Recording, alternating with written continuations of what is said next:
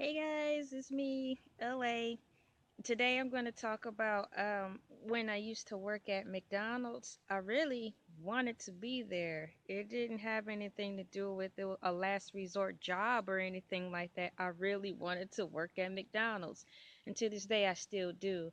But right now, I have other obligations, and that's not an excuse. There's other things in life that I'm pursuing now where McDonald's will take up too much of my time. I see myself actually going back out in the McDonald's field in this part of my life. You know, I'm about right here. I'm not at the peak or anything, but at the latter part of my life, I see myself going back into that field because I do like McDonald's. But I used to work there and I had the dreams and hopes of becoming a manager because it only takes 5 minutes to be one. And it don't take much brain power. But besides the fact I like the food and I like the colors, and at the time when they had, all the mascots, there were more uh, creatures that accompanied Ronald McDonald opposed to just him. I honestly didn't care for Ronald. I liked the other creatures that accompanied him, but as a whole, McDonald's was the place to be and still is. However, when I did decide to work at a particular location, I wish I hadn't because the staff at first they seemed cool. They all were cool, I can't really say I disliked them or anything. I didn't feel uncomfortable around them. It was in, the inner city, which was really cool because it was down by right across the street from our event center where concerts and stuff were held. So I thought it would always be busy there because at that time there weren't any other restaurants around except for McDonald's. And I think down the street there was some fancy pants restaurant. But I mean, after you come from a concert, who wants to calm back down and go dress up in a suit and tie and you're probably drunk. I mean, I'm quite sure you could drink at the concert, so why would you want to go to a restaurant down the street and be fancy? And you can just go grab a burger at McDonald's. So I picked that location not only because of the concerts, I assumed it would be live. It was right off of an intersection, about maybe about a half a mile off an intersection. Mm, and at that time, to me, it was just busy, so I knew I wouldn't be bored. And unfortunately, there weren't any schools around, so I assumed that there wouldn't be too many busload situations. That's the only thing I dreaded about fast food is a busload of people. We got a busload. You're like, oh Lord, I'm about to go take my break. I'll be right back. But yeah, the manager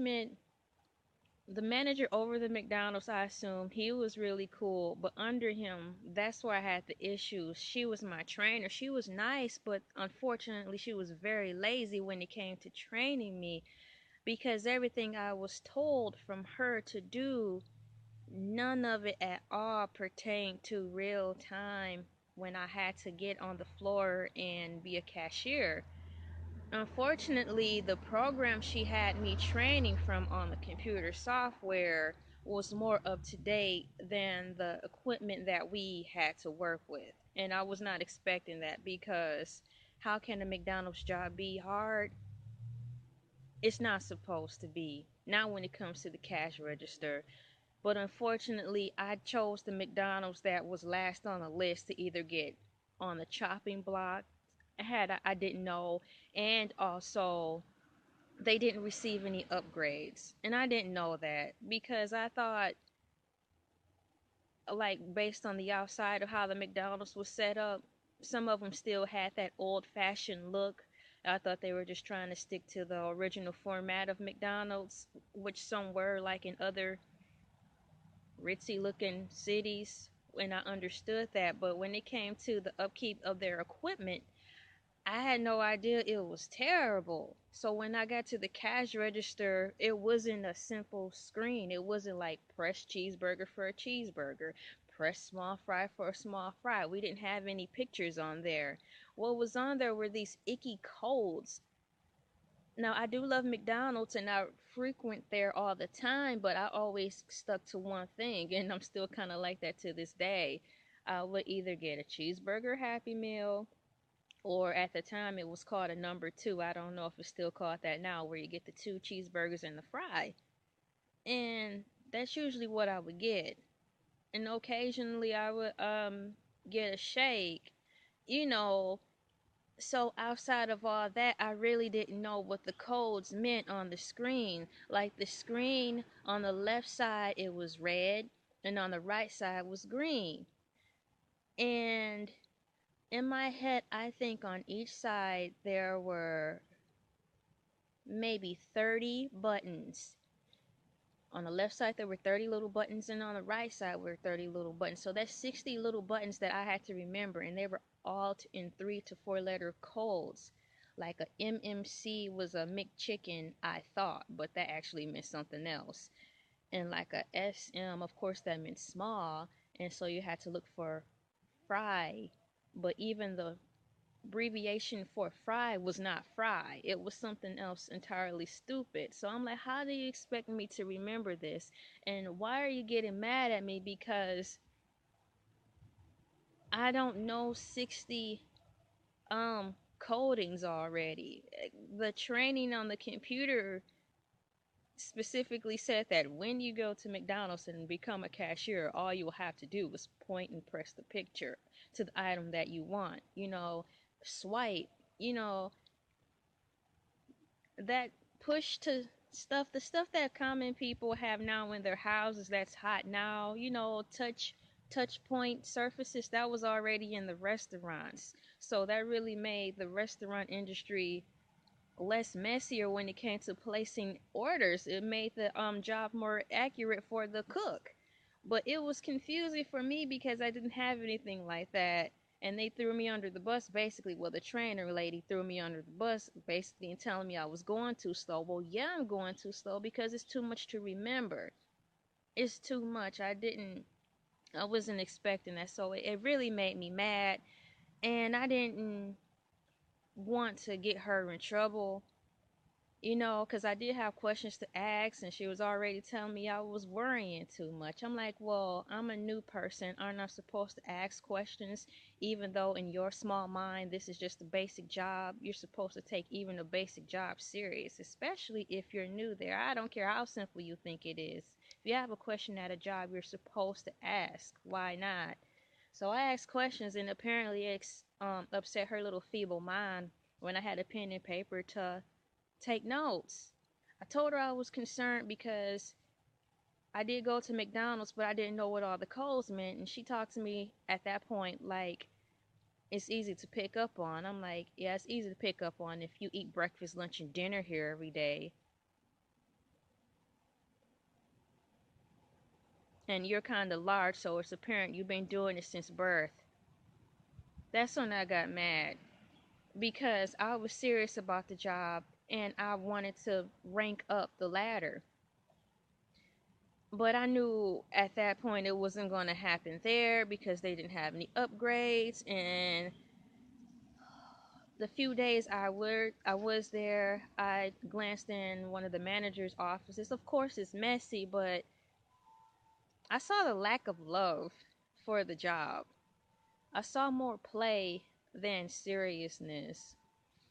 And I finally saw how the operation held up. And so I was like, instead of getting this idiot fired, I'll just bow out gracefully, hold my peace, and come back to the McDonald's scene on another point in my life, which I still want to do. But I was just disappointed because I'm like, how could somebody be so lackadaisical about something? You're complaining you want enthusiastic workers, which I was, willing to learn, that's me, prompt, willing to stay over, seeing problems that already need to be fixed and I'm willing to take care of it. I'm there. You've gotten what you wanted in this job description and pleaded for during the interview and said that you had a hard time holding on to. Well, I'm here. And you just blow me off like that and like you're not happy. So I just shook my head and I feel I made the right decision because time did go by, maybe 1 or 2 years. It could have been less than that. That same McDonald's that I worked at, flattened. They crushed it. They tore it down. It's not there anymore. It's a freaking parking lot. So I'm thankful to God that I did not stick it out there in that particular McDonald's because you know all that time I put in would have been lost. I would have lost first and most importantly, I would have lost connection with my customers. We had regular customers who were already happy to see me there. Not only because I was just a pretty face, I was just happy. They put me in the mornings, and a lot of people don't like mornings. I could care less if I work in the mornings. I would rather work in the mornings than I have my whole day free to be with my family. So, that's what it was. And they were giving me tips on the side just because I was happy. And I'm like, the managers, of course, heard that. They were like, she's happy. I'm glad you hired her. She act like she's happy to really be here. And I told them I was. I'm just thankful I didn't work there for those 1 or 2 years and lost connection with those customers because I don't know which McDonald's they go to. Now, you know how the senior citizens, they go there, they have their paper, they gather there, watch the TV that's on, and have the coffee, and they just sit there for like 15 hours. And then when you're transitioning from breakfast to lunch, they're still there. And then they order something off the lunch menu. Then they decide to finally go home. Those people. So through it all, I'm happy. At first, I was beating myself up thinking I was being too nice for not wanting to get that lady in trouble. It was a nice thing. I just quickly weighed out my options and decided she wasn't worth it. You know, and look what happened. There's an abundance of McDonald's where I can work at, but I'm not just going to pick any one. I'm particular of which one I want to work at because when I do, I plan to stay there for a while. I don't want to just go there and leave. I want to go there and be a manager. You know, there's so many avenues with McDonald's. You can own it, and then you can do this one thing where you can make it your own, even though I know it costs money, but don't kill the dream. You can make it your own, like a custom McDonald's, like how they have like the Coney Islands or something. They'll have the Michigan Coney Island, or they'll have the Coney Island in that one state that's on the, what do you call it, a plank, a deck, like in Chicago, a pier. Yeah, in those type of settings, it's a different type of franchises, but they're under the same umbrella. Cause you know what? Like on Coming to America, he had the McDonald's and his colors were Green Bay Packer colors. I kid you not. It wasn't a dream, it wasn't a nightmare. I don't know where I was at or what state, but I swear I saw McDonald's with those colors in real life. I'm like, what the H? They changed the colors on the inside. And a small voice in my head was like, baby, you wasn't at McDonald's. But that's my story for anybody who is at a job, even at a fast food restaurant. That's not a bad job at all. They always need help, so you can always pick up hours. And they never close now, so you can pick a nice shift. And the shifts aren't really that long. You know, I know when I did work there, I know because I just started. I had a maybe a 2 hour shift, then it would go up to four, but I never remember it being an 8 hour shift. The only people from my past experience who had 8 hour shifts were the managers, and they were complaining about that. Well, it's okay to work at McDonald's. There's nothing wrong with it. I told my sister, like, if you don't, after you go to high school, you don't want to go to college, but you want to build up your resume, hop in a fast food joint because you'll be a manager in no time. And when you put that on your resume, it'll say a lot about you because it'll say, A, you have your time management is key. You're a team player. You have good organizational skills because you work to be a manager. You have, all those management skills. If you're a manager, that just speaks volumes on a resume. Try to stay there for at least a couple years, 1 to 2 years to show some staying power. And I don't see why in H, when you go apply for another job that you feel is better than, why you wouldn't get the job. So it builds up a resume really well because you get all types of skills that you're gonna learn in college anyways, but you get hands on. Most of the time nowadays, hands on experience is way better than college. So what, you get paid $2 or $3 less. But $2 or $3 less is not gonna kill you if you know how to manage your money. So what's the big dang deal anyways? It all depends on your mindset. You really can make a lot happen in life if you aren't so stupid in the head and being stuck up about having a burger job. I get a burger job in a minute, but right now I don't have to work. But when I'm ready to go back to work, it's either McDonald's, yeah, or like an apparel job. But like I said, I really see me starting going back into the McDonald's field in the later part in life. I'll probably be that cute 63-year-old lady, happy, like, welcome to McDonald's.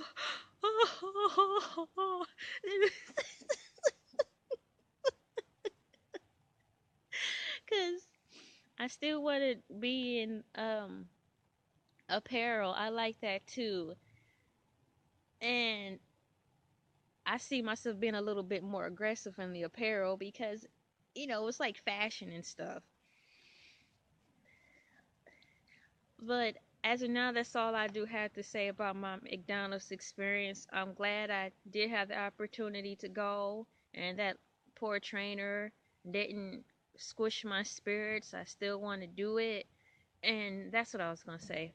For anybody who's going through the same thing, and you really want to be there, follow your gut. My gut was to tell me to just let it be, and I'm glad I did. But in your situation, it might not be like that. Your McDonald's may not be closing down, and you really want to be there. I think you should just have a private conversation with the manager over the trainee and tell them, hey, I'm really serious about this job, but my trainer is being lazy. He or she's teaching me how to cut corners. I need to know I need to know the correct way to do this so when I get up there in the front line, the one holding I won't be the one holding the bag because a trainer decided to sit on their hands and go talk and play while I'm back there having the computer that's non-human teach me something about food, which a computer can't do. So just get just talk to your manager and tell them, they'll know that you're not trying to get that person in trouble. But if you're really serious about it, and that's where you want to be, and you don't want anybody coming in between your money and your comfort zone, you're going to have to talk to a manager and express how you feel because that sucks. Why get a job and you get trained wrong? And then they have you looking bad. Don't do it.